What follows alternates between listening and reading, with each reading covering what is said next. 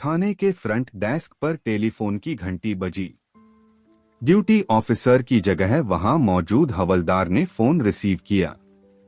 Hello, वो mouthpiece में बोला, पुलिस स्टेशन। हेलो, जवाब में एक घबराया हुआ स्त्री स्वर सुनाई दिया।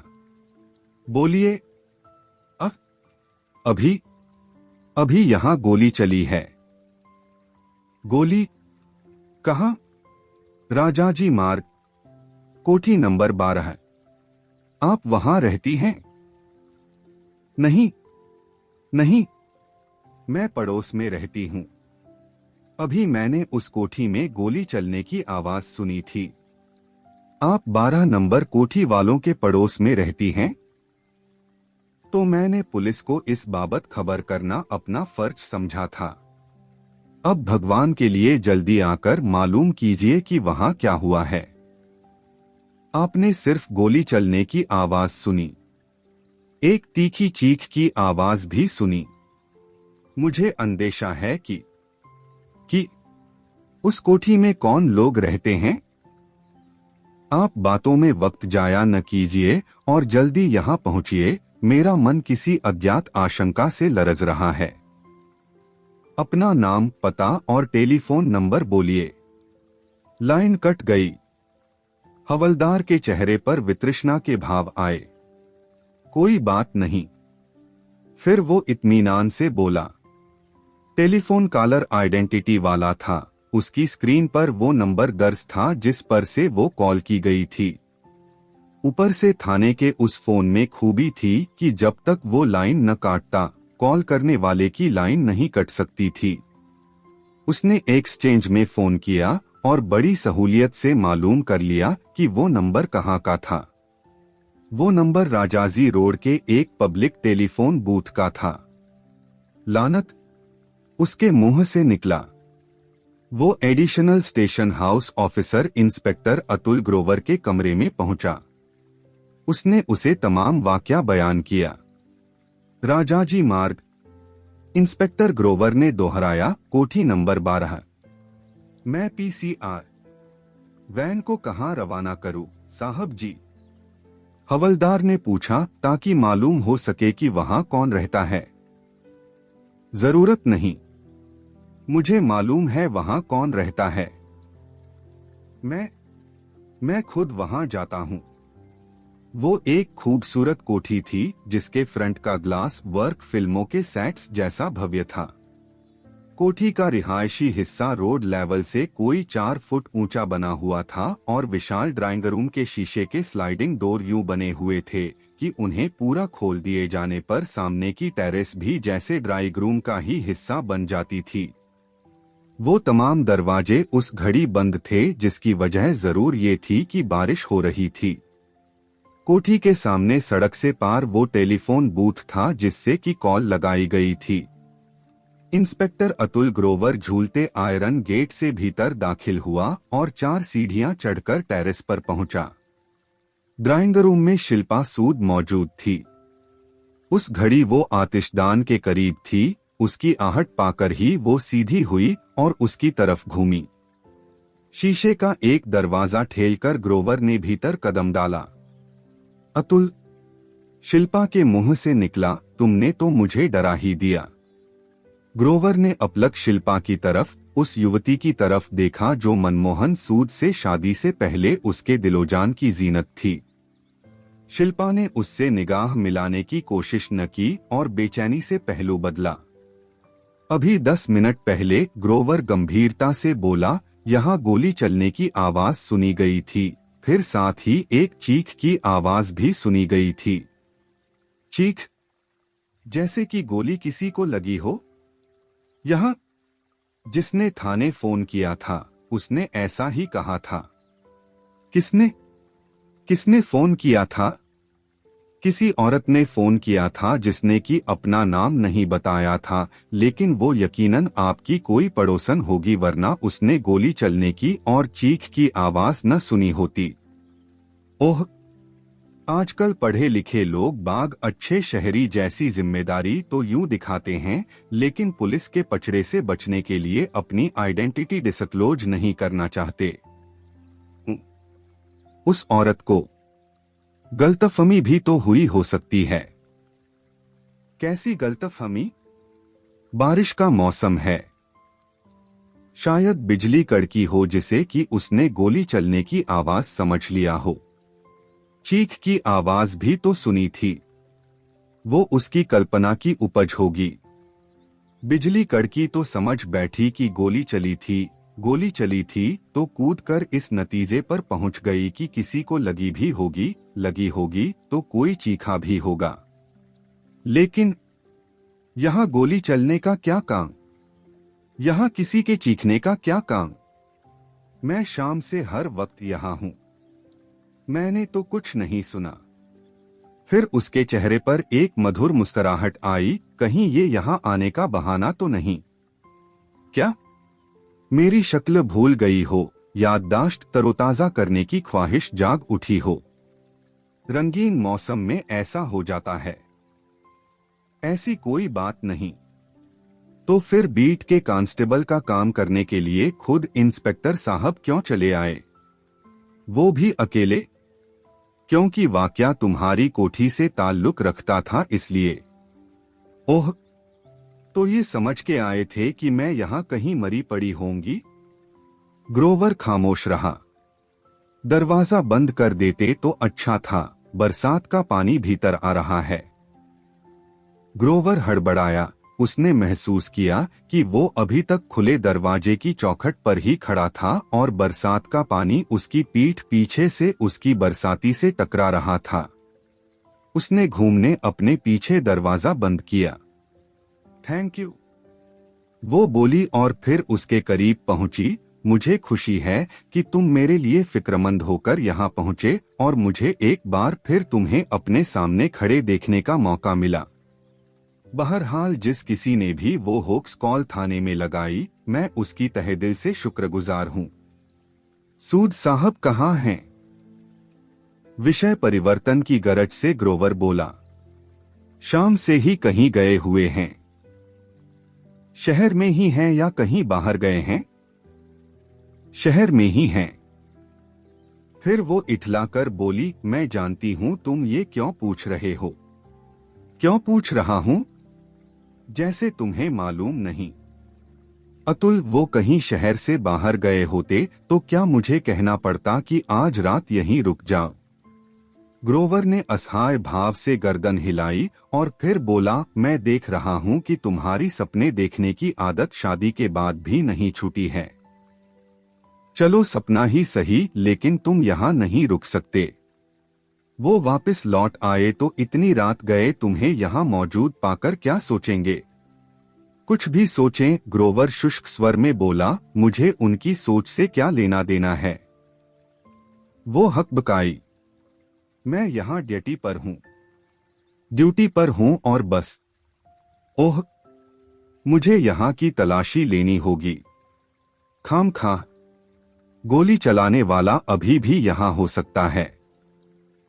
उसका शिकार हुआ शख्स तो यहाँ हो ही सकता है। What nonsense.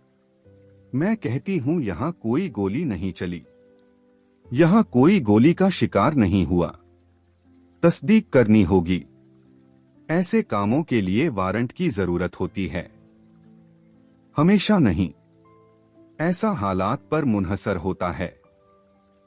इस वक्त हालात जाकर वारंट जारी कराने के नहीं हैं। हालात? गोली खाया शख्स शायद मरा न हो, शायद वो डॉक्टरी इमदाद से बचाया जा सकता हो। वो दृढ़ता से आगे बढ़ा। ये ज्यादती है, शिल्पा बोली। पुलिस रूटीन है। जो मुझे हैरानी है कि तुम मेरे साथ कर रहे हो। वो पिछले दरवाजे पर पहुंचा तो शिल्पा लपककर उसके करीब पहुंची और उसकी बाह थामकर उसे वापस खींचने लगी। तुम्हें यूं पराए घर में घुसे चले आने का कोई अख्तियार नहीं। वो तीखे स्वर में बोली। बाह छोड़ो, चले जाओ यहां से। तुम्हारा इतना आपे से बाहर होना ही साबित कर रहा है कि तुम कुछ छुपा रही हो। ये झूठ है। तुम खामखा। ग्रोवर ने जबरन बाह छुड़ाई और बाहर हॉल में कदम रखा। वहां एक तरफ इमारत का प्रवेश द्वार था जिसके सामने ऊपर को जाती सीढ़ियां थीं। दाईं तरफ किचन थी, पेंट्री थी और एक बेडरूम था। बाजू में एक दरवाजा और था जो कि उसका अंदाजा था कि इमारत के पहलू में खुलता था। वो उस दरवाजे की तरफ बढ़ा तो शिल्पा फिर उसे बाह पकड़कर वापस खींचने की कोशिश करने लगी। क्या प्रॉब्लम है? वो उलझनपूर्ण भाव से बोला। Please please go. लेकिन वो कसकर उसके साथ लग गई। अलग हटो, बरसाती गीली है। अगर तुम्हें जरा भी मेरा लिहाज है तो यहां से चले जाओ। अजीब बात है, मैंने पहले भी बोला, मैं यहां मुलाहजा भुगताने नहीं, अपनी ड्यूटी करने आया हूं। इसलिए उसने उसे जबरन अपने आप से अलग किया और बाजू के बंद दरवाजे पर पहुंचा। उसने उसे धक्का देकर खोला तो भीतर अंधेरा पाया। दीवार टटोलकर उसने बिजली का एक स्विच ऑन किया तो पाया कि उसका अंदाजा गलत था। वो इमारत के पहलू में खुलने वाला दरवाजा नहीं, डाइनिंग रूम का दरवाजा था। उसके निगाह पैन होती दाएं बाएं घूमी तो उसने पाया कि डाइनिंग रूम भीतर की ओर से आधुनिक सुंदर किचन से भी संबद्ध था। फिर उसे खून दिखाई दिया। फर्श पर एक साथ टपकी 3-4 बूंदों की सूरत में। एक बार खून दिखाई देने की देर थी कि उसने सहज ही कल्पना कर ली कि उसका और भी कहीं होना लाजमी था। गोली लगने से खून की महज 3-4 बूंदें नहीं टपकती थीं। शिल्पा वहां भी उसके पीछे पहुंची हुई थी। 20,000, वो फुसफुसाई। क्या 20,000? ग्रोवर सकपकाया। देती हूं, अभी। चले जाओ। क्या बच्चों जैसी बातें कर रही हो? वो झुंझलाया। 50, और भी जो चाहो। चुप करो प्लीज। उसने फर्श पर निगाह गड़ाई तो खून की और भी बूंदें उसे दिखाई दी जो कि एक रूट सा बनाती एक बंद दरवाजे पर पहुंची। उसने वो दरवाजा भी खोला तो पाया कि वो कई तरह के जरूरी गैर जरूरी सामान से भरा एक अंधेरा स्टोर था जिसका दहाना ही बाहर से वहां तक पहुंचती रोशनी से जरा रोशन हो रहा था। फिर उसे एहसास हुआ कि भीतर कोई था। उसने अपनी बेल्ट में लगे होल्स्टर का फ्लैप खोल लिया और गन को आधा बाहर खींच लिया। कौन है भीतर? वो कर्कश स्वर में बोला। अतुल प्लीज, पीछे से शिल्पा कराहती सी बोली। For God sake. Oh shut up already, let me do my job. Grover चिढ़कर बोला। उसने वहां भी दीवार टटोलकर स्विच बोर्ड तलाश किया और फिर एक स्विच ऑन किया। भीतर एक कैबिनेट के बाजू में उसे एक नहीं 2 जने दिखाई दिए। एक जना मनमोहन सूद था जो कि बढ़िया सूट पहने था और सफेद कमीज पर सूट से मैच करती टाई लगाए था। अपने निगाह के चश्मे में से पलकें फड़फड़ाता वो उसकी तरफ देख रहा था। दूसरा शख्स फर्श पर औंधे मुंह पड़ा था। उसके जिस्म में कोई मामूली सी भी हरकत नहीं थी। मरा पड़ा है? उसने पूछा। जवाब देने से पहले सूद बड़ी मेहनत करके उठकर अपने पैरों पर खड़ा हुआ। फिर उसने खामोशी से सहमति में सिर हिलाया। माथुर आगे बढ़ा। उसने एक घुटने के बल उकड़ होकर मृत का मुआयना किया तो पाया कि वो एक खूबसूरत शख्स था जिसके चेहरे पर नाक के ऊपर गोली का सुराख दिखाई दे रहा था। उसकी आंखें पथराई हुई थीं, फिर भी उसने उसकी नब्ज टटोली, दिल टटोला। आखिरकार वो उठकर सीधा हुआ। गन कहाँ है? वो बोला।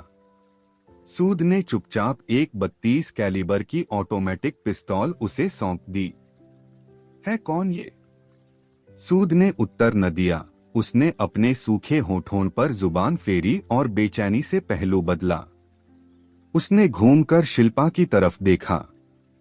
पवन गुप्ता।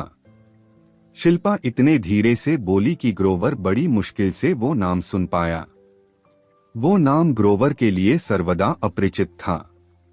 उसने वापस लाश की तरफ निगाह डाली तो पाया कि लाश के एक तरफ फैले एक हाथ के करीब एक बंद दरवाजा था। उसने आगे बढ़कर उस दरवाजे को धक्का दिया तो वो गैराज में खुला, जहां की ऐन दरवाजे के सामने एक मारुति एस्टीन खड़ी थी जिसकी डिक्की का ढक्कन उठा हुआ था। ग्रोवर बोला, लगता है मैं कदरन जल्दी यहाँ पहुँच गया।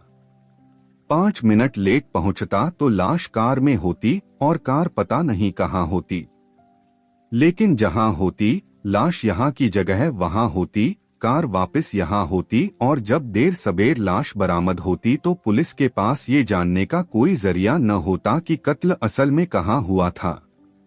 यहाँ कहाँ किया ये कारनामा? किसने किया? मैंने किया।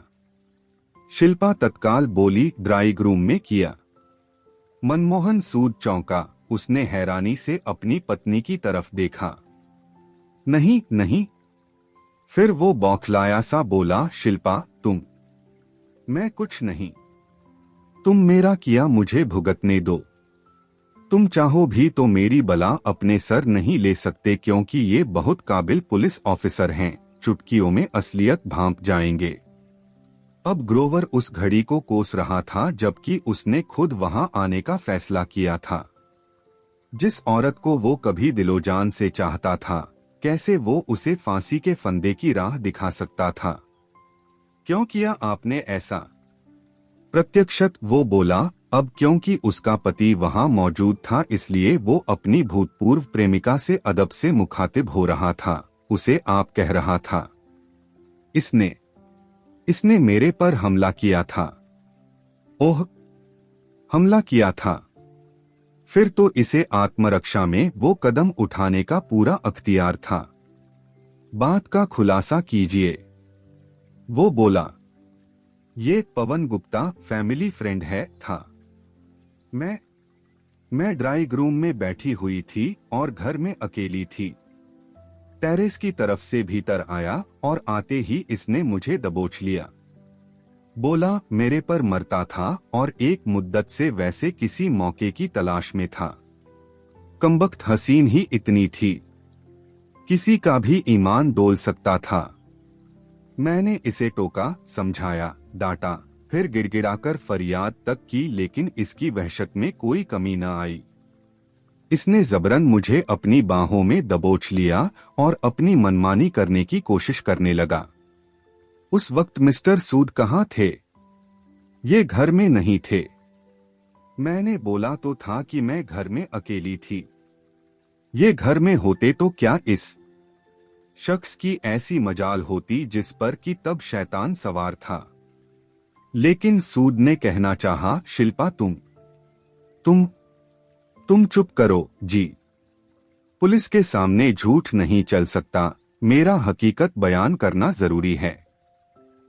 चेहरे पर तीव्र अनिच्छा के भाव लिए सूद खामोश हो गया। हे भगवान! शिल्पा कांपती सी बोली, कैसी प्रलय की घड़ी थी मेरे लिए। कैसे मैं इस पगलाए हुए शख्स से अपना बचाव कर सकती थी। फिर मुझे इनकी गन का ख्याल आया, जिसकी बाबत मुझे मालूम था कि वो टीवी कैबिनेट के एक दराज में पड़ी थी। मैंने इसको भरमाने के लिए कुछ क्षण के लिए अपना जिस्म ढीला छोड़ दिया। ये मुझे किस करने लगा, मेरे कपड़ों में हाथ डालने लगा और मुझे कालीन पर लिटाने लगा। जब इसने ऐसा किया तो मेरा हाथ टीवी कैबिनेट के दराज तक पहुंच गया। मैं उसे खोलकर गन अपने काबू में करने में भी कामयाब हो गई। अतुल, मेरा ईश्वर मेरा गवाह है कि मेरा इसको मार डालने का कोई इरादा नहीं था। मैं तो गन से महज इसे डराना चाहती थी और चाहती थी कि ये डर कर मेरा पीछा छोड़ता और यहाँ से दफा होता। मेरे हाथ में गन देखकर उसने मुझे बंधन मुक्त तो कर दिया, लेकिन खौफजदा होने की जगह मेरे पर हंसने लगा। बोला मेरी मजाल नहीं हो सकती थी उस पर गोली चलाने की। बोला मेरे हाथ कांप रहे थे, मेरा कलेजा लरज रहा था, कैसे मैं गोली चला सकती थी। फिर ये मेरे पर फिर झपट पड़ा और फिर क्या? गोली चल गई। वो सुबकने लगी। ग्रोवर का जी चाहा कि वो उसे बाहों में भर ले और सांत्वना दे। शुक्र था कि उसका पति वहां मौजूद था, वरना वो शायद ऐसा कर भी बैठता। फिर अपने जज्बात पर जबरन काबू पाता वो बोला, फिर ये लौट आए। शिल्पा ने अपने पति की तरफ संकेत किया। इन्होंने पवन गुप्ता को फर्श पर मरा पड़ा देखा। मैंने इन्हें बताया कि वो नौबत क्यों कर आई थी। तब ये फैसला हुआ कि अगर हम लाश को कोठी से निकालकर कहीं और। किसका फैसला था ये? किसी का भी था, अब क्या फर्क पड़ता है? किसका था? इनका था, क्योंकि तब मेरी हालत तो ऐसी विक्षिप्तों जैसी थी कि मेरे दिमाग ने तो जैसे काम करना ही बंद कर दिया था। ये मुझे बहुत चाहते हैं, इसलिए इन्होंने ही सोचा कि। ठीक सोचा भैया, तुम्हारी जगह मैं होता तो मेरा भी 1 पॉइंट प्रोग्राम अपनी परिचेहरा बीवी को हर बला से बचना ही होता। खामोशी से उसने दरवाजे की चौखट पार की और आगे की 2 सीढ़ियां उतरकर गैराज में कदम रखा। बड़ी बारीकी से उसने कार का मुआयना किया, खासतौर से अगले और पिछले बम्फर का और चारों टायरों का। आखिरकार वो स्टोर में उन लोगों के पास वापस लौटा। तब दोनों अगल बगल खड़े थे। शिल्पा तब यूं खड़ी कदमें उसे अपने पति जितनी ही लंबी लगी, और ये भी उसकी बेपनाह खूबसूरती का एक प्लस पॉइंट था। ग्रोवर ने अपनी कलाई घड़ी पर निगाह डाली और बोला, इस वक्त 10:18 हुए हैं। 9:53 पर थाने में वो कॉल आई थी जिसमें कहा गया था कि 2 मिनट पहले यहां से गोली चलने की और किसी के चीखने की आवाज सुनी गई थी। यानी कि यहां जो कुछ भी हुआ 27 मिनट पहले हुआ। मिस्टर सूद, आप घर किस वक्त लौटे थे? सूद ने उत्तर न दिया। उसने बेचैनी से पहलू बदला। जवाब दीजिए। वो परे देखने लगा। मैडम के बयान से ये जाहिर होता है कि इस शख्स को 9:30 बजे के बाद शूट किया गया था। शाम 7:30 बजे से मुतवातर बारिश हो रही है। फिर भी गैराज में खड़ी आपकी कार खुश्क है। आपकी कार के चारों टायर खुश्क हैं। ऐसा क्यों कर हुआ, मिस्टर सूद? शिल्पा ने सशंक भाव से अपने पति की तरफ देखा। सूद एक क्षण बौखलाया और फिर संभला। मैंने ये कब कहा? वो बोला कि मैं कार पर घर लौटा था। अच्छा, ग्रोवर की भवें उठी। नहीं कहा? नहीं कहा। तो कैसे घर लौटे आप? चलकर? पैदल? पैदल ही चला जाता है भाई। कहां से? कहां से लौटे? कहीं से भी नहीं। क्या मतलब? मैं तो यूं ही जरा टहलने निकला था। बारिश में? मुझे बारिश में भीगना अच्छा लगता है। कोई हर्ज नहीं। जो काम अच्छा लगे वो करना ही चाहिए। तो इसी ड्रेस में आप बारिश में टहलने निकले थे जो कि आप इस वक्त पहने हैं? इस बढ़िया सूट में? चमड़े के जूतों में? नहीं, हुड वाली बरसाती में और रबड़ के जूतों में। उन रबड़ के जूतों में जिन्हें गम बूट्स कहते हैं। और बरसाती के हुड से सिर ढका जा सकता है। ज्ञानवर्धन का शुक्रिया। तो उन चीजों ने आपके दूसरे कपड़ों को, जो कि आप इस वक्त पहने हैं, भीगने से बचाया। जाहिर है, जिन्हें आपने घर लौटकर उतार दिया होगा। और क्या घर पर भी पहने रहता? आप घर के मालिक हैं, अपनी मर्जी के मालिक हैं, अपनी मौज के मालिक हैं।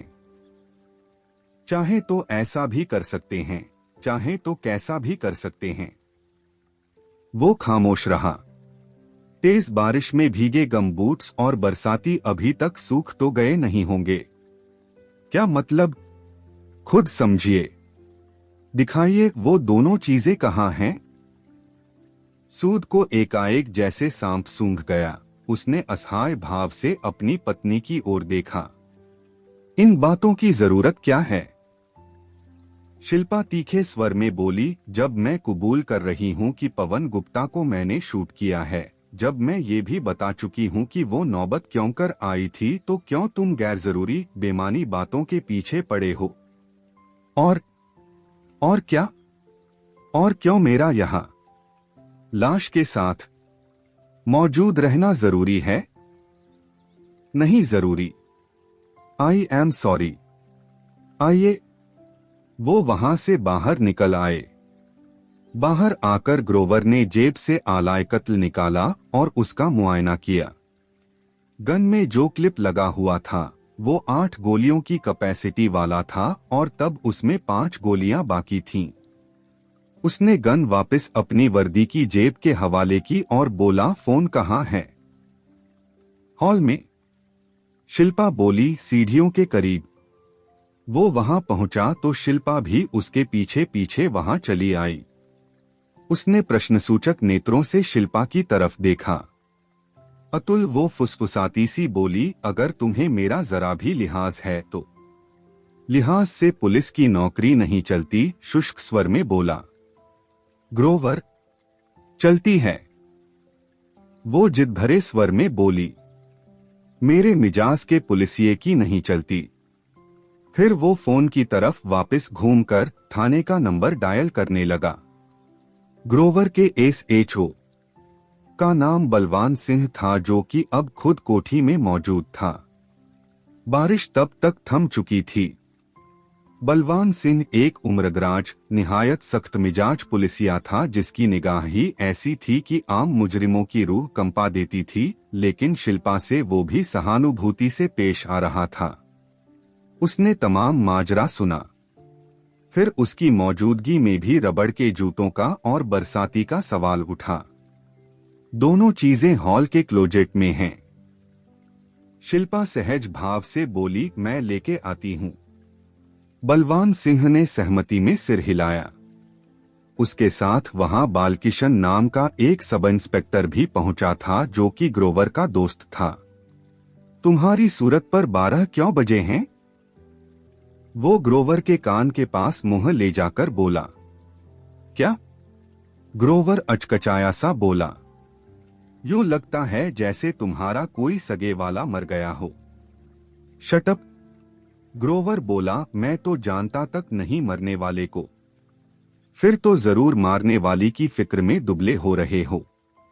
ऐसी कोई बात नहीं है, भी तो इतनी हसीन की कोशिश करती तो कोई भी आफर कर देता कि बहन जी आप रहने दो जहमत, मैं ही मकतूल का तिया 5 कर देता हूँ। चुप कर यार। चेहरे पर एक धूर्त मुस्कुराहट लिए SI बालकिशन खामोश हो गया। बलवान सिंह उस वक्त टीवी कैबिनेट का वो दराज खोले उसके भीतर झांक रहा था, जिसमें कि सूद की गन की आलाए कत्ल की मौजूदगी बताई गई थी। गन आप हमेशा यहां रखते थे? उसने सूद से पूछा। सूद ने अनमने भाव से सहमति में सिर हिलाया। लोडेड ड्राइंग रूम में, जो कि हर किसी की आवाजाही की जगह है। मेहमान आकर दराजों में हाथ थोड़े ही डालने लगते हैं। डालने लग जाएं तो कोई रोक तो नहीं, खास तौर से जबकि इस दराज में ताला लगाया जाने का तो इंतजाम तक नहीं है। हथियार को अमूमन ताले में बंद करके रखा जाता है। नहीं, गन को वो कठिन स्वर में बोला, यहां रखना मेरी नादानी थी। गन अंडर लॉक एंड की होती तो जो हुआ वो न हुआ होता। वो तो न हुआ होता, लेकिन जो हुआ होता वो और भी बुरा हुआ होता। मेरी बीवी एक बलात्कारी का शिकार बनी होती। तभी शिल्पा जूतों और बरसाती के साथ वापस लौटी। उसने उन्हें बलवान सिंह को सौंपा। दोनों चीजें अभी भी गीली हैं। बलवान सिंह उनका मुआयना करता बोला, इनसे लगता है कि मिस्टर सूद इन्हें पहनकर बारिश में बाहर गए थे, लेकिन इनसे ये नहीं जाना जा सकता कि वापस कब लौटे थे। कोई कुछ न बोला। जरा इन्हें पहनिए। जी। सूद चौंक कर बोला, जरा ये बरसाती पहनिए और ये जूते भी पहनिए। तीव्र अनिच्छा का भाव चेहरे पर लिए सूद ने आदेश का पालन किया। सबने देखा कि बरसाती उसके नाप से इतनी बड़ी थी कि वो नीचे से उसके टखनों तक पहुंची और आस्तीनें उंगलियों के आखिरी पोरों तक पहुंची। जूते भी उसके नाप से साफ बड़े लग रहे थे। मकतूल, ग्रोवर दबे स्वर में अपने सीनियर से बोला। मकतूल इनसे काफी लंबा चौड़ा था। बलवान सिंह ने सहमति में सिर हिलाया और सूद से बोला, उतार दीजिए। सूद ने दोनों चीजें उतारकर फर्श पर एक ओर डाल दी। तो ये बरसाती, ये जूते आपके हैं? सूद के मुंह खोल पाने से पहले ही शिल्पा बोली पड़ी, इन्होंने ऐसा कब कहा? नहीं कहा। बलवान सिंह की भवें उठीं। नहीं कहा। बलवान सिंह ने उलझनपूर्ण भाव से ग्रोवर की तरफ देखा। मेरे से था कि? ग्रोवर तत्काल बोला, मेरे से आपने कहा था कि? ये नहीं कहा था कि ये चीजें मिस्टर सूद की हैं। शिल्पा बोली, ये कहा था कि आज रात इन्होंने इन्हें पहना था। क्या फर्क हुआ? ये दोनों चीजें हॉल क्लोजेट में एक अरसे से मौजूद थीं।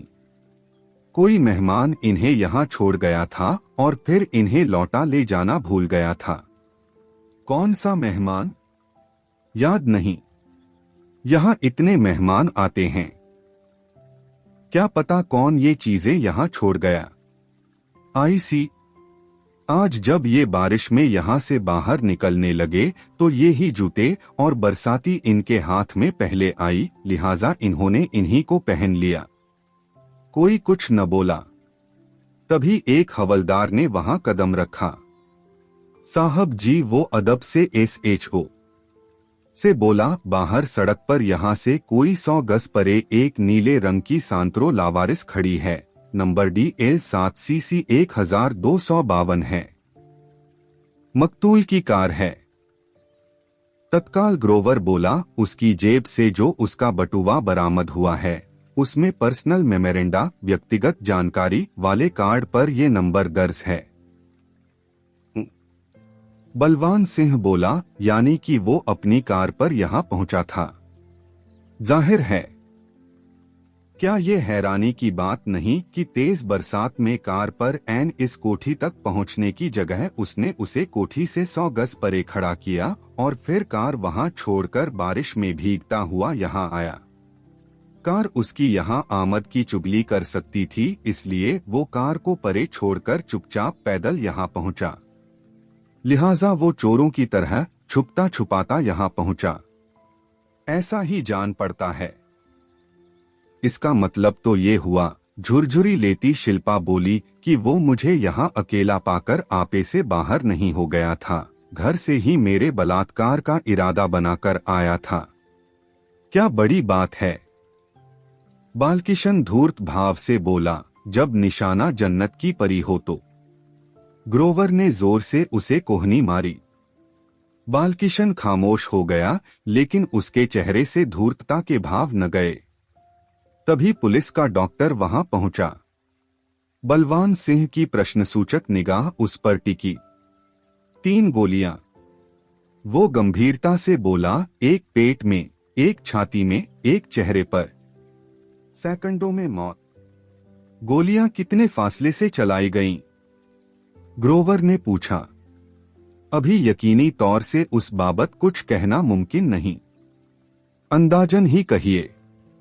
मसलन क्या पेट पर, छाती पर या चेहरे पर कहीं जले बारूद के निशान थे? कहीं कपड़ों पर या जिस्म पर बारूद के कण छितरे पाए गए थे? नहीं। गोलियां करीब से चली होती तो ऐसा जरूर हुआ होता। इसका मतलब है कि हर गोली कम से कम 1.5 फुट के फासले से चली थी। हो सकता है। ग्रोवर शिल्पा की तरफ घूमा। आप तो कहती थीं कि हाथापाई, छीना झपटी, जोर जबरदस्ती के आलम में आपके हाथों गोली चली थी।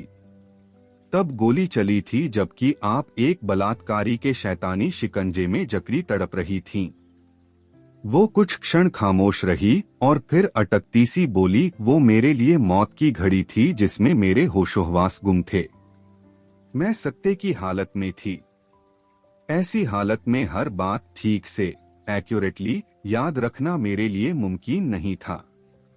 हो सकता है गोली मैंने तब चलाई हो जबकि उसने मुझे जकड़ा नहीं हुआ था, या तब चलाई हो जबकि मैं कुछ क्षणों के लिए उसकी पकड़ से छूट गई हूं।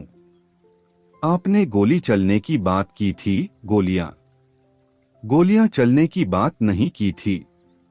मैंने महज गन का घोड़ा खींचा था। मुझे नहीं मालूम कि मेरे यूं करने से तब एक गोली चली थी, 2 गोलियां चली थीं या 3 गोलियां चली थीं। हो सकता है, बलवान सिंह बोला, ऑटोमेटिक वेपन के साथ ऐसा हो सकता है। ग्रोवर ने सहमति में सिर हिलाया और फिर डॉक्टर से संबोधित हुआ, क्या मकतूल के कपड़े गीले थे? नहीं, डॉक्टर बोला, सिवाय कोट की आस्तीनों के जिनमें थोड़ी नमी थी। क्योंकि वो बरसाती पहने था। क्योंकि बरसाती एन उसके साइज की थी, इसलिए उसकी आस्तीनें उंगलियों तक नहीं पहुंच रही थीं, वहीं तक पहुंच रही थीं जहां तक कि उन्हें पहुंचना चाहिए था। इसी वजह से कोट की आस्तीनें बरसाती की आस्तीनों से थोड़ी बाहर थीं और भीग गई थीं। हो सकता है मकतूल यहां बरसाती और गम बूट्स पहन के आया था। इसीलिए वो तीखी बरसात में कार को कोठी से दूर खड़ी करके पैदल यहां तक आ सकता था और फिर भी भीगने से बच सकता था। इसी बिना पर मेरा दावा है कि ये जूते, ये बरसाती, उसने फर्श की तरफ इशारा किया, दोनों चीजें मकतूल की मिल्कियत हैं, जिन्हें पहनकर कि वो यहां पहुंचा था। मैंने उसका कत्ल किया है। शिल्पा एकाएक विक्षिप्तों की तरह चिल्लाई, जब मैं अपना गुनाह कबूल कर चुकी हूं तो इन बातों की क्या जरूरत है? क्या एक मुजरिम का इकबालिया बयान आपके लिए काफी नहीं? नहीं, ग्रोवर संजीदगी से बोला, काफी नहीं।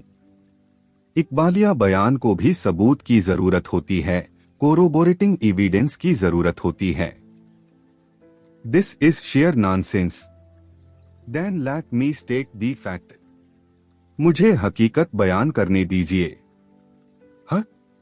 हकीकत जो ये है कि आपने मकतूल पवन गुप्ता का कत्ल नहीं किया, बराबर किया, और इस हकीकत से आपके हस्बैंड भी वाकिफ हैं। मेरे से ज्यादा हकीकत से न कोई वाकिफ है और न हो सकता है।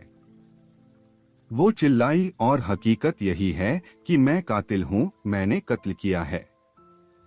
आपके ऐसा कहने के पीछे कोई वजह है? कोई वजह नहीं, और तुम्हारा दिमाग खराब है। सर, वो बलवान सिंह की तरफ घूमी, can you make this man shut up? हम इसके इकबालिया बयान को नजरअंदाज नहीं कर सकते। बलवान सिंह धीरे से बोला। वो तो ठीक है, ग्रोवर आवेश से बोला, लेकिन अगर ये अपने बयान से मुकर न जाए तो फिलहाल इसका इतना कहना गिरफ्तारी के लिए काफी है। आगे की आगे देखेंगे, जैसा आप ठीक समझें। Madam, you are under arrest. Thank you. And you too. Balwan Singh सूद से बोला। मैं? सूद भौचक्का सा बोला, मैं किस लिए? मुजरिम का मददगार होने के लिए। मैंने क्या मदद की? करने की तैयारी कर रहे थे। आप मौकाए वारदात से लाश गायब करने वाले थे। कर भी चुके होते, अगरचे कि हमारा इंस्पेक्टर वक्त रहते यहां न पहुंच गया होता। सूद गैस निकले गुब्बारे की तरह पिचक गया। अगले रोज दोपहर तक पुलिस की जानकारी में कई तरीकों से इजाफा हुआ। मसलन ये निर्विवाद रूप से स्थापित हो गया कि सूद की कोठी से बरामद गम बूट्स और बरसाती मकतूल पवन गुप्ता की मिल्कियत थे। उसकी विधवा मां ने, जिसके साथ कि वो अकेला रहता था, दोनों चीजों की बेहिचक शिनाख्त की। 3 गोलियां कितने फासले में चलाई गई थीं और उनका जिस्म में दाखिले का कौन एंगल ऑफ एंट्री क्या था, इस बाबत डॉक्टर और बैलिस्टिक एक्सपर्ट की सामूहिक रिपोर्ट थाने पहुंच गई। पवन गुप्ता के बारे में ये मालूम हुआ कि वो पेशे से डायमंड मर्चेंट था, अविवाहित था और अपनी विधवा मां के अलावा उसका दुनिया में कोई नहीं था। पुलिस लैबोरेटरी से उन पैराफीन टेस्ट्स की रिपोर्ट प्राप्त हो गई जो कि मनमोहन सूद और शिल्पा सूद पर किए गए थे। ये तो दोनों पॉजिटिव हैं। SHO बलवान सिंह सकपकाया सा बोला, इसका मतलब तो ये हुआ कि दोनों ने फायरआर्म्स को हैंडल किया था और उनसे गोली चलाई थी। पैराफिन टेस्ट आजकल पहले जैसा प्रामाणिक नहीं माना जाता, ग्रोवर बोला, क्योंकि जो नाइट्रेट बारूद के कणों में होता है वो खाद में भी होता है, सिगार में भी होता है।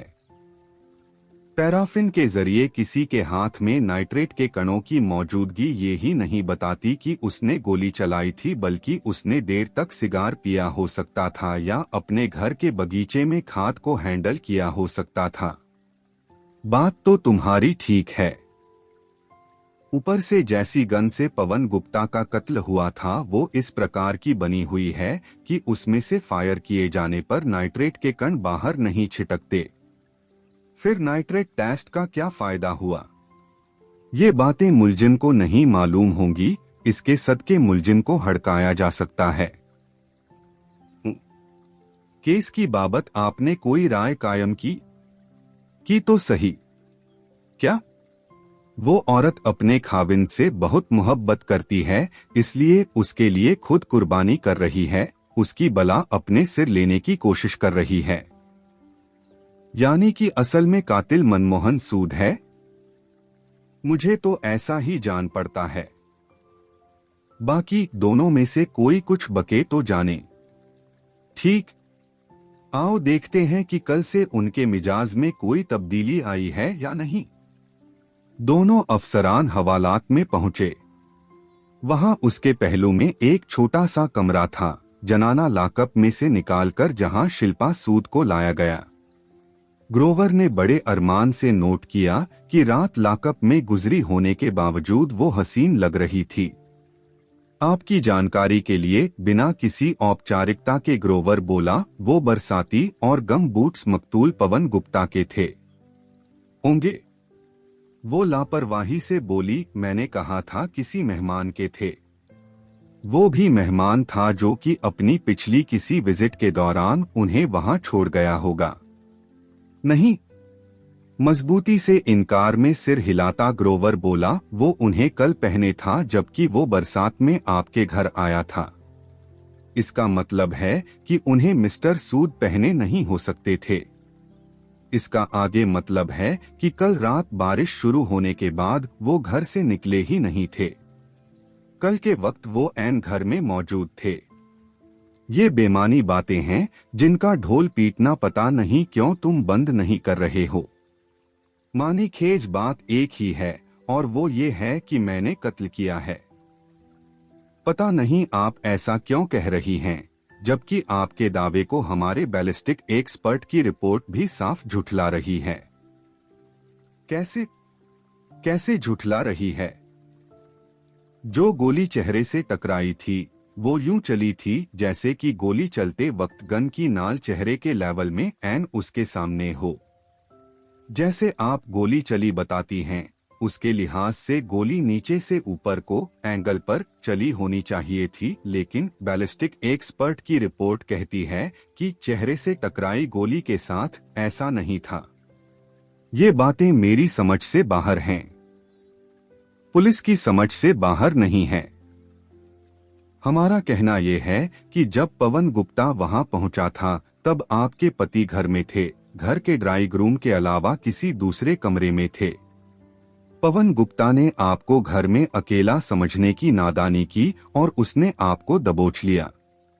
चीख पुकार, उठा पटक की आवाजें आपके पति के कानों में पहुंची तो वो गन लेकर दौड़े हुए ड्राइंग रूम में पहुंचे। उन्होंने वहां का नजारा देखा और फिर क्रोध में आग बबूला होकर पवन गुप्ता को शूट कर दिया। झूठ, मेरे पति ने कुछ नहीं किया, जो किया मैंने किया। ग्रोवर ने असहाय भाव से अपने सीनियर की तरफ देखा। मैडम, बलवान सिंह बोला, आपकी ये ढिठाई आपको फांसी के फंदे पर ले जाकर मानेगी। I don't care. अच्छी बात है। फिर शिल्पा को वहां से रुखसत कर दिया गया। इस औरत को फांसी के फंदे का खौफ दिलाना बेमानी है। पीछे बलवान सिंह बोला, इसका कुछ नहीं बिगड़ सकता। अदालत में इसके पहली बार ये कहते ही कि इसने आत्मरक्षा के लिए, अपनी इज्जत बचाने के लिए गोली चलाई थी, मैजिस्ट्रेट इसकी बात का यकीन कर लेगा। उसे भी अपनी इस ताकत का एहसास है, इसलिए कुछ दिनों की गिरफ्तारी की वक्ती जहमत उठाना वो अफोर्ड कर सकती है। यानी कि अपने मर्द के लिए कोई खास बड़ी कुर्बानी वो नहीं कर रही। कैसे करेगी, क्यों करेगी? ये कलयुग है भाई, यहाँ कौन दूसरे के लिए अपनी जान देता है। अपने पति के लिए जो कुछ वो कर रही है, इस गारंटी के तहत कर रही है कि उसका कुछ नहीं बिगड़ने वाला, चंद ही दिनों में वो हवा की तरह आजाद होगी। आप ठीक कह रहे हैं। फिर मनमोहन सूद को तलब किया गया। सूद अपनी पत्नी द्वारा खाली की गई कुर्सी पर ढेर हुआ। अपने चश्मे में से पलके झपकाते हुए उसने एक बार सामने मौजूद पुलिस अफसरान की तरफ देखा और फिर सिर झुका लिया। कैसे आदमी हैं आप, ग्रोवर तिरस्कारपूर्ण स्वर में बोला, जो इरादतन अपनी बला अपनी बीवी के सर पे मढ़ रहे हैं। मेरी बला, कातिल आप और इल्जाम आपकी बीवी के सिर। नतीजा जानते हैं क्या होगा? क्या होगा? जैसे आपको मालूम नहीं। औरत होने की वजह से फांसी से तो बच जाएगी आपकी बीवी, लेकिन उम्र कैद यकीनन होगी। उसके चेहरे पर हवाइयां उड़ने लगीं। फिर ग्रोवर ने उसे भी गमबूट्स और बरसाती की शिनाख्त के बारे में और बैलिस्टिक एक्सपर्ट की रिपोर्ट के बारे में बताया। अब बात को समझिए। वो बोला, हकीकत को पहचानिए। इन बातों से साफ जाहिर होता है कि कातिल आप हैं। कल रात आप घर से बाहर नहीं थे। भरी हुई गन कोई ड्राई रूम में नहीं रखता, वो भी ऐसी जगह जहां की ताला न लगता हो। पवन गुप्ता को 5 फुट से ज्यादा के फासले से शूट किया गया था, लिहाजा जब उसकी जान गई थी तब वो आपकी बीवी से बलात्कार की कोशिश करता नहीं हो सकता था। इसलिए गोली आपकी बीवी ने चलाई नहीं हो सकती। इन बातों से साफ जाहिर होता है कि वो कलयुग में एक सतयुग जैसी पतिव्रता स्त्री होने की मिसाल कायम करने की कोशिश कर रही है। आपकी खातिर खुद को शहीद होने देने की कोशिश कर रही है। आपकी खातिर खुद को शहीद होने देने की कोशिश कर रही है।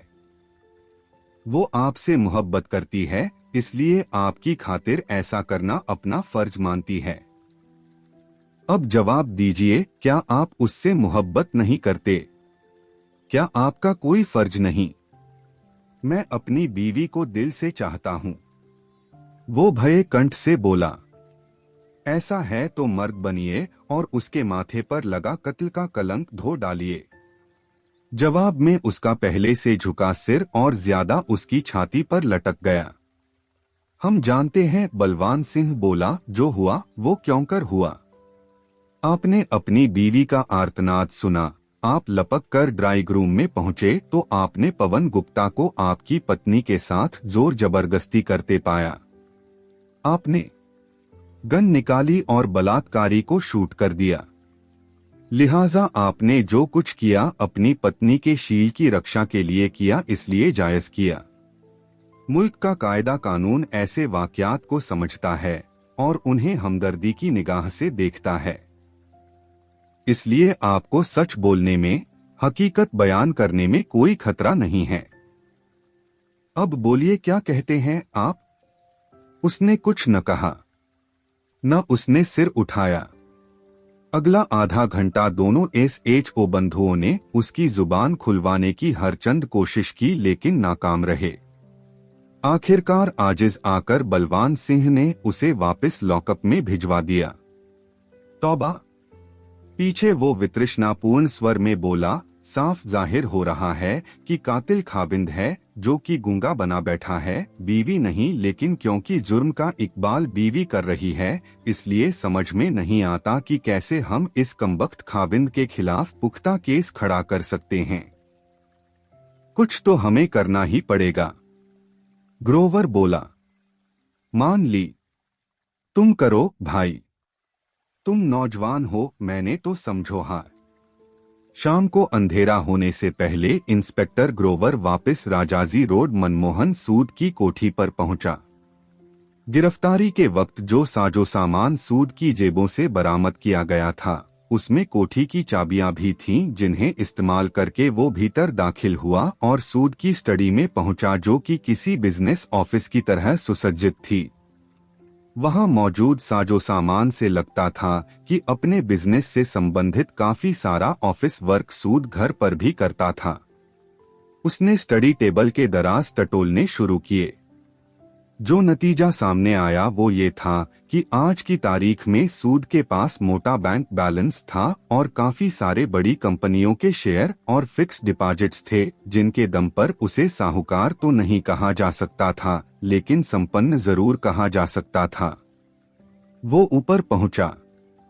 वहां 3 बेडरूम थे, एक प्रत्यक्षत मर्दाना, एक प्रत्यक्षत जनाना और तीसरा शायद गेस्ट रूम था। जनाना शिल्पा के बेडरूम से कुछ हासिल न हुआ। वो लव लेटर्स भी नहीं जो उसकी सूद से शादी से पहले खुद उसने गाहे लिखे थे। मर्दाना मनमोहन सूद के बेडरूम की वार्डरोब में से 2 कमीजों के बीच में रखा एक पत्र बरामद हुआ। उसके लिफाफे पर सूद का नाम पता लिखा हुआ था और उसने साफ पहचाना कि वो शिल्पा के हस्तलेख में था। उसने लिफाफे में से पत्र निकाला तो पाया कि वो गोवा के एक होटल के लेटर हेड पर लिखा गया था और पत्र लिखने की तारीख उसी साल के जनवरी के महीने की थी। पत्र डियर मनमोहन से शुरू हुआ था, तुम्हारी शिल्पा पर खत्म हुआ था और तहरीर मुश्किल से 4 सत्रों की थी, जिसमें ये शिकायत दाखिल दफ्तर की गई थी कि गोवा में उसके बिना सब सूना था। वो एक रूटीन चिट्ठी थी जो एक फरमाबरदार बीवी ने अपने खाविंद को लिखी थी। वो उसे तह करके वापस लिफाफे में धकेलने लगा तो उसे महसूस हुआ कि लिफाफे में कुछ और भी था। उसने वो कुछ और बरामद किया तो वो पोस्ट कार्ड साइज का एक रंगीन कैमरा फोटोग्राफ निकला, जिसमें बिकनी स्विम सूट पहने शिल्पा बीच पर मौजूद थी। उसके साथ उसी की तरह स्विम सूट पहने पवन गुप्ता था। उसकी बाह शिल्पा की नंगी कमर से लिपटी हुई थी और शिल्पा का एक गाल उसके नंगे कंधे पर टिका हुआ था। दोनों कैमरे की ओर देखकर मुस्कुरा रहे थे।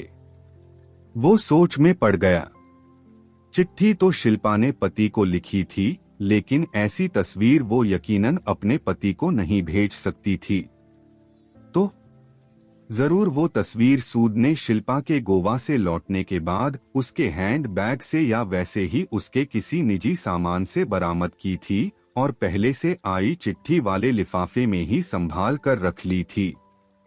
वो तस्वीर वैसे भी चिट्ठी की तहरीर को झुठलाती थी कि शिल्पा के लिए अपने पति के बिना गोवा में सब सूना था। तस्वीर तो साफ चुगली कर रही थी कि वहां तो पवन गुप्ता के लगाए रौनक ही रौनक थी। उसने चिट्ठी और तस्वीर को अपनी जेब के हवाले किया और नीचे ड्राइंग रूम में पहुंचा।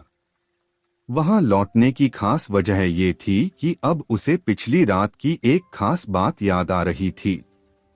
पिछली रात जब वो वहां पहुंचा था तो शिल्पा को उसने आतिशदान के करीब देखा था, जहां से वो उसकी आमद की आहट पाकर ही घूमी थी। उसने आतिशदान का मुआयना किया। साफ जाहिर हो रहा था कि उसे हाल ही में साफ किया गया था। इसी वजह से उसके ईंटों के फर्श पर एक जले हुए कागज के अवशेष साफ दिखाई दे रहे थे। कागज का एक कोना भस्म होने से बच गया था, जिससे जान पड़ता था कि वो जब साबुत था तो गुलाबी रंग का था, यानी कि जनाना इस्तेमाल की स्टेशनरी। उसने अपने मोबाइल से थाने फोन लगाया, अपनी बात कही और ड्राइंग रूम में चहलकदमी करने लगा। फिर एक ग्लास डोर पर ठिठक कर उसने बाहर झांका। राजाजी रोड की उस कोठी के करीब की कोठियां सड़क की उसी ओर थीं। सामने तकरीबन प्लाट अभी खाली थे, जिनमें से एक के सामने फुटपाथ पर बना वो टेलीफोन बूथ था, जिसकी तरफ उसकी तवज्जो पिछले रोज भी गई थी। सूद की कोठी वाली लाइन में भी कई प्लाट खाली थे। दाईं ओर 2 प्लाट खाली थे और फिर कोठी थी, और बाईं ओर तो 3 खाली प्लाटों के बाद कोठी थी। कुछ सोचकर वो बाहर निकला और बारी बारी दाएं बाएं की दोनों कोठियों पर पहुंचा, जहां के बाशिंदों से उसने एक ही सवाल पूछा और फिर लौट आया। तभी पुलिस लेबोरेटरी का एक टेक्नीशियन वहां पहुंचा। ग्रोवर टेक्नीशियन को आतिशदान के पास ले आया और उसने उसे अपनी मंशा समझाई। कागज जल गया है लेकिन डिस्टर्ब नहीं है, किनारे गोल घूम गए हैं लेकिन राख टूटी नहीं है। टेक्नीशियन बोला, इसलिए जो आप चाहते हैं वो हो सकता है। तो करो भाई। टेक्नीशियन ने अपना ब्रीफकेस खोलकर एक स्प्रे की बोतल और पतले शीशे की 2 शीट निकाली। उसने जले कागज पर सावधानी से स्प्रे छिड़ककर उसे नम किया, राख को सावधानी से शीशे की एक शीट पर ट्रांसफर किया और दूसरी शीट उसके ऊपर रख दी। यूं 2 शीशों के बीच सैंडविच हुई राख एक आयत की सूरत में चपटी हो गई। बाकी काम माइक्रोस्कोप का है और मिनिएचर कैमरे का है, टेक्नीशियन बोला, जो कि यहाँ नहीं हो सकता। मुझे तुम्हारा जवाब मिलने में कुल जमा कितना टाइम लगेगा? ग्रोवर ने पूछा। 1 घंटा, बड़ी हद। ठीक है। थाने फोन लगाना। वो थाने लौटा। वो अपने ऑफिस में आकर बैठा ही था कि एसआई बालकिशन वहां पहुंचा। मैंने वो उसके सामने बैठता बोला, शिल्पा सूद की गुज़श्ता जिंदगी की पड़ताल में बहुत टांगे तोड़ी आज। ग्रोवर ने हैरानी से उसकी तरफ देखा। कौन बोला ऐसा करने को? उसने पूछा। आपके मातहत ने अपनी मर्जी से किया, रूटीन के तौर पर किया और चस्के के हवाले होकर किया। चस्का? इतनी हसीन औरत की गुज़श्ता जिंदगी क्या कम हसीन होती? चस्के के अलावा कोई काम की बात जानी? क्या? ये पवन गुप्ता मकतूल सूद फैमिली का कुछ ज्यादा ही फैमिली फ्रेंड था। शिल्पा सूद का तो खासतौर से। पिछले 7-8 महीनों में दोनों की घनिष्ठता को नए आयाम मिले जान पड़ते थे। शिल्पा ने जनवरी में महीने से ज्यादातर वक्फा पणजी में अकेले गुजारा था। उन्हीं दिनों महिमा दत्ता नाम की उसकी सहेली भी उधर ही थी। वो कहती है कि शिल्पा और पवन गुप्ता। मैं समझ गया। रोमांटिक वातावरण, बीच की तन्हाई और रंगीनी, घर वाला घर, प्यार बिना हो जाए गुजारा, यार बिना क्या जीना। समझे कुछ? समझा? पहले ही बोला। बहुत दरियादिल औरत जान पड़ती है ये शिल्पा सूद, इसीलिए बॉयफ्रेंड्स की बहार है। शादी से पहले भी और शादी के बाद भी। शादी के बाद के बॉयफ्रेंड्स की लिस्ट में जैसे एक मकबूल नाम पवन गुप्ता मरहूम का है, वैसे ही शादी से पहले के बॉयफ्रेंड्स की लिस्ट का एक मकबूल नाम वो जानबूझकर एक क्षण ठिठका और फिर बोला, अतुल ग्रोवर है। ग्रोवर खामोश रहा। खुशकिस्मत हो भैया। ग्रोवर फिर भी खामोश रहा। केस का इन्वेस्टिगेटिंग ऑफिसर और केस के प्राइम सस्पेक्ट का पुराना यार। अखबार वालों को इस बात की खबर लग गई तो बताने की जरूरत है। क्या होगा? क्या होगा? तुम्हारे पर तरफदारी का इल्जाम आएगा, देखा जाएगा। ग्रोवर एकाएक उठ खड़ा हुआ। वो एसएचओ के कमरे में पहुंचा। क्या खबर है? बलवान सिंह बोला, कहीं कुछ हाथ आया कत्ल के केस में? आया तो सही। ग्रोवर बोला। उसने एसएचओ के सामने चिट्ठी और तस्वीर रखी और उसकी बरामदी की बाबत बताया। इससे तो अब और भी साबित होता है कि खाविंद ही कातिल है। बलवान सिंह बोला, सूद को पवन गुप्ता के अपनी बीवी से अफेयर की खबर थी। उस रोज जब बीवी का यार बीवी से मिलने आया तो उसने गन निकली और उसे शूट कर दिया और फिर ये कहानी सेट कर ली कि उसने एक बलात्कारी को शूट किया था। ऐसा? तुम्हारा ख्याल कुछ और है? इससे पहले कि ग्रोवर जवाब दे पाता, फोन की घंटी बजी। बलवान सिंह ने कॉल रिसीव की और फिर फोन उसकी तरफ बढ़ा दिया। फोन लेबोरेटरी टेक्नीशियन का था। वो कुछ क्षण फोन सुनता रहा, फिर उसने थैंक यू बोलकर फोन रख दिया।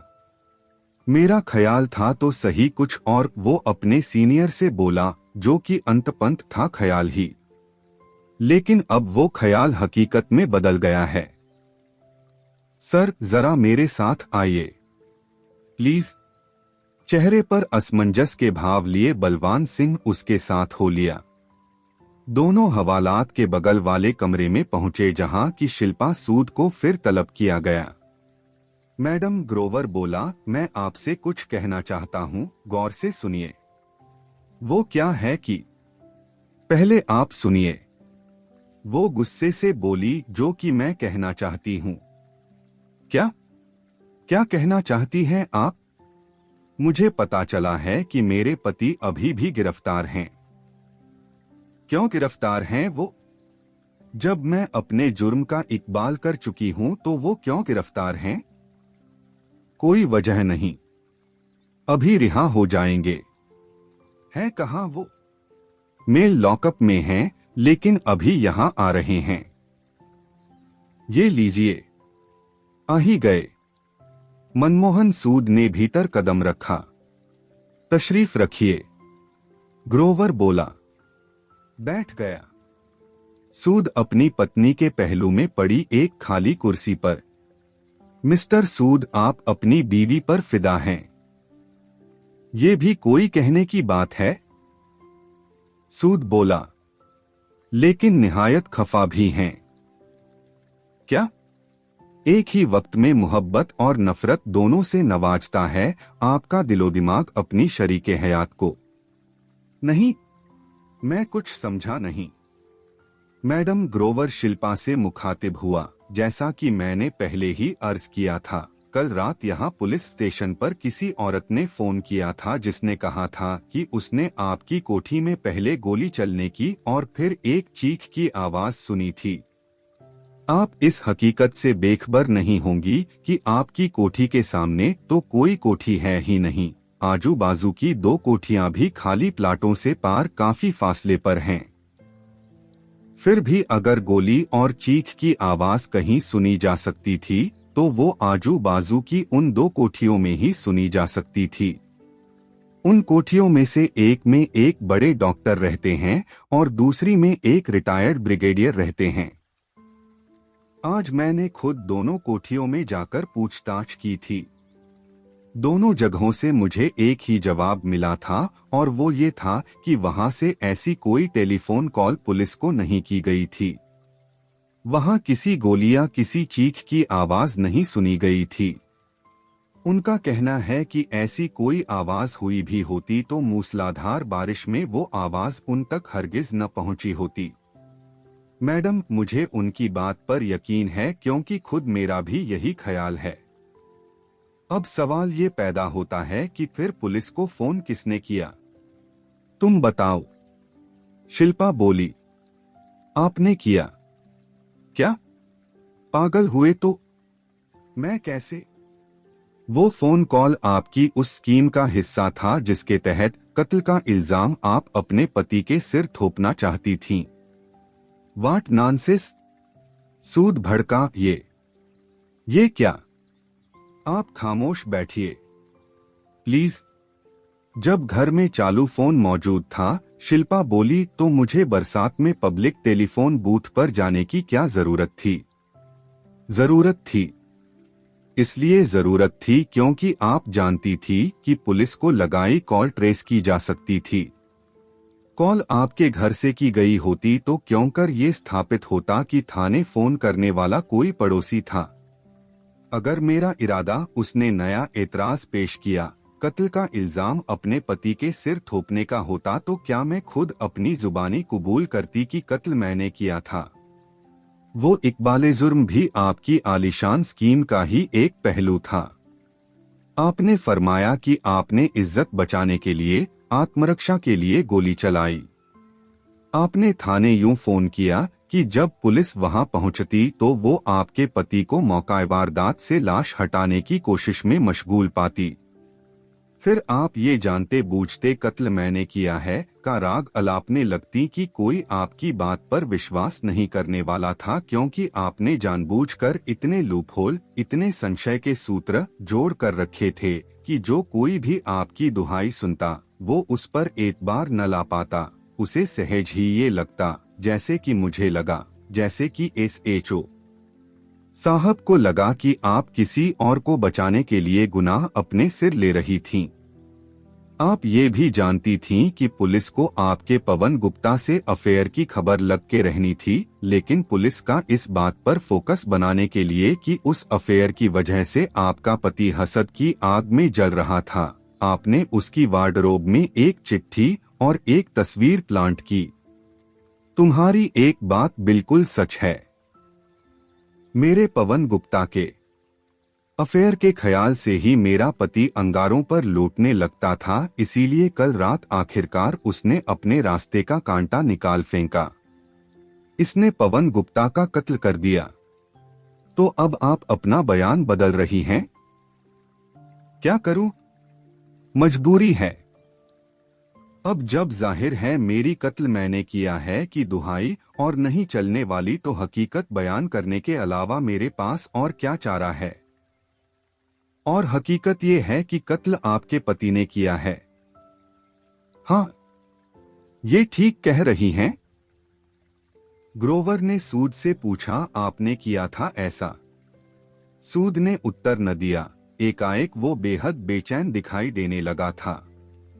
ये गौरतलब बात है, ग्रोवर आगे बढ़ा, कि कल रात पवन गुप्ता अगर महज मेहमान की तरह आया होता तो उसने अपनी कार सीधे कोठी की पोर्टिको में लाकर खड़ी की होती, लेकिन उसने अपनी कार को सड़क पर कोठी से काफी परे खड़ा किया और गम बूट्स और बरसाती पहने बरसात में पैदल चलता चोरों की तरह कोठी तक पहुंचा।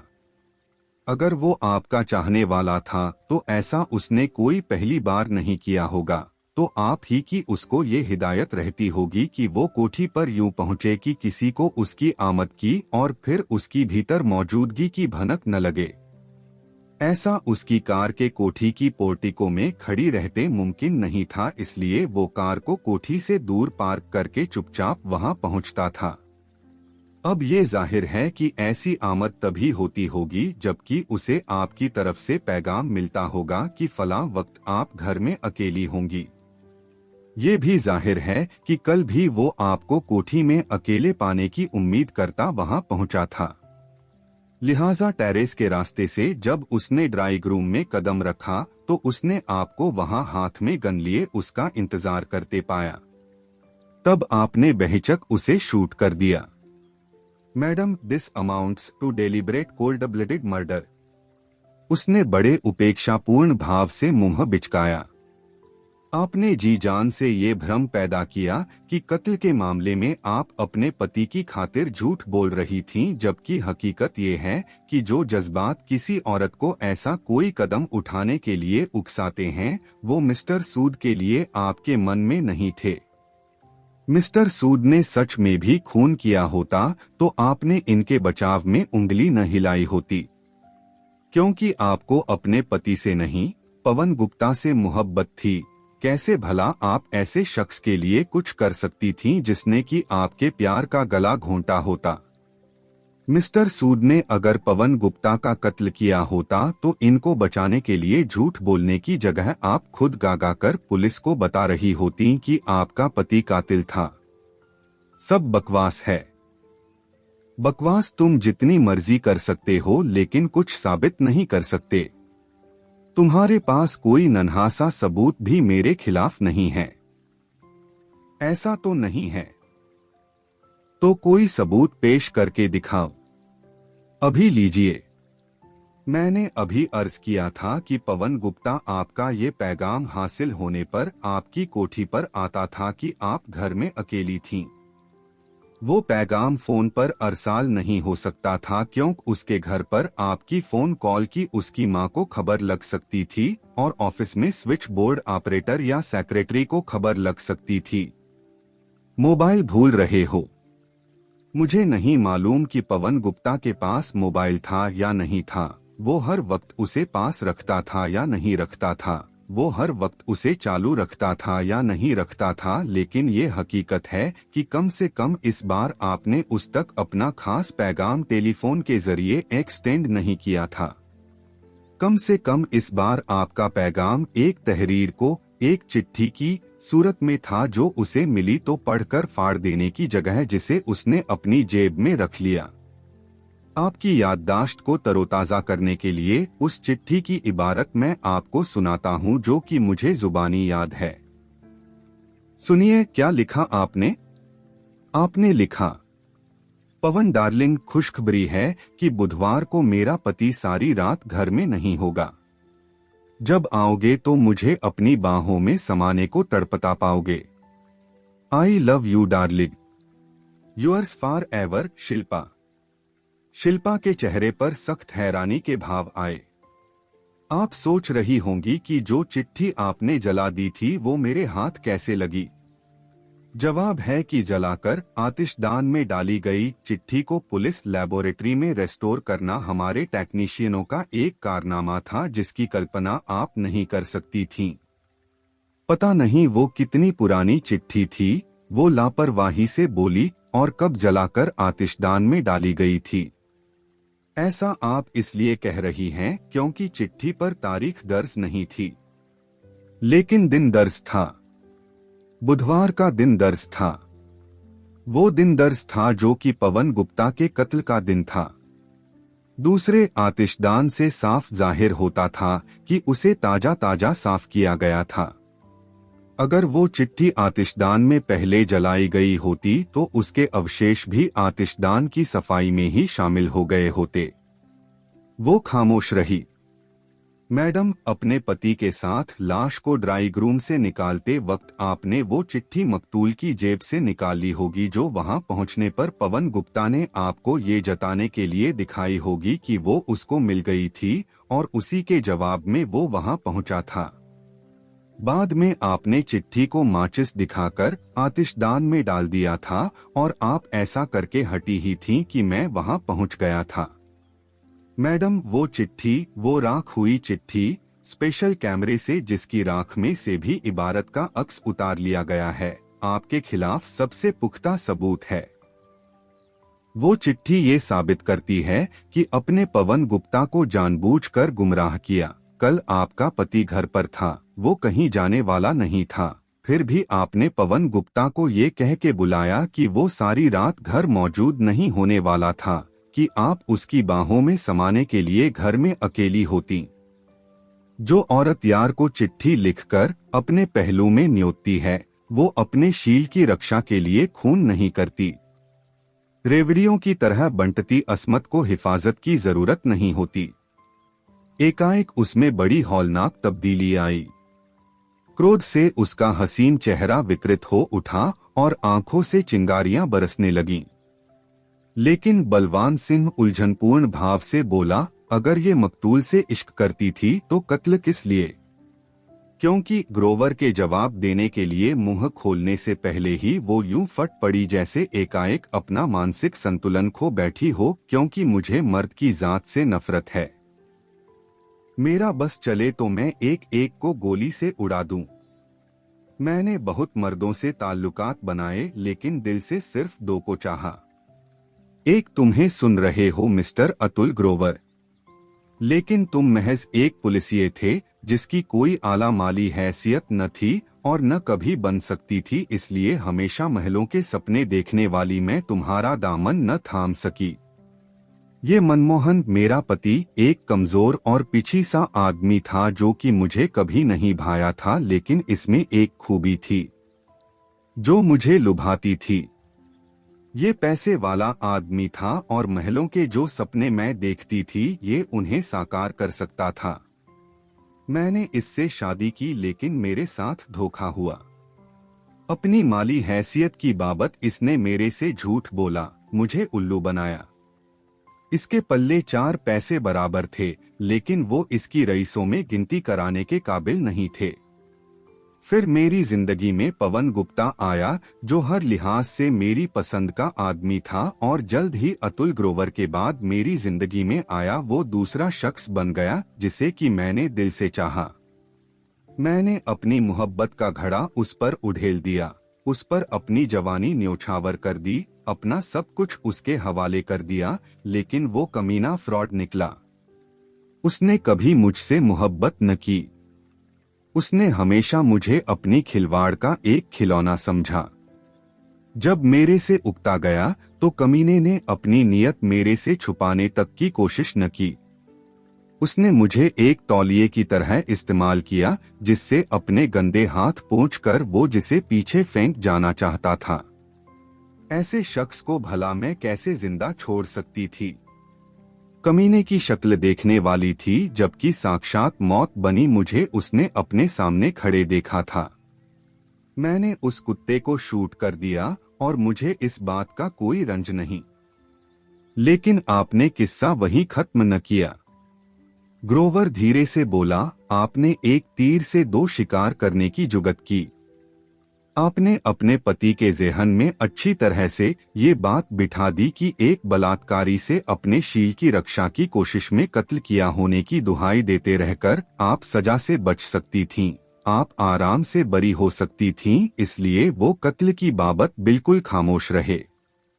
मिस्टर सूद की खामोशी और आपकी कत्ल मैंने किया है, वो मुतवातर दुहाई ने जो सिग्नल सरकाया, जिससे खुद मैं भी उल्लू बना, वो ये था कि असल में कत्ल तो पति ने किया था, लेकिन एक सती नारी अपने पति के कल्याण की खातिर वो इल्जाम अपने सर ले रही थी।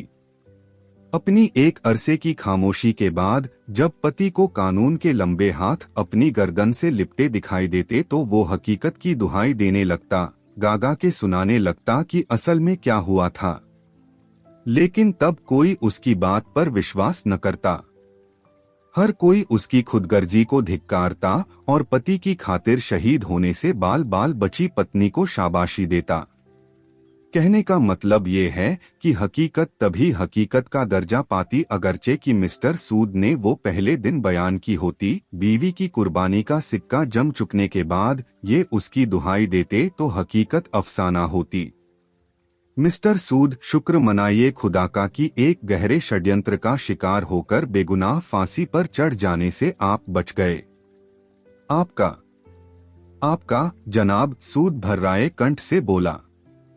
दोस्तों, आज की वीडियो यही समाप्त होती है।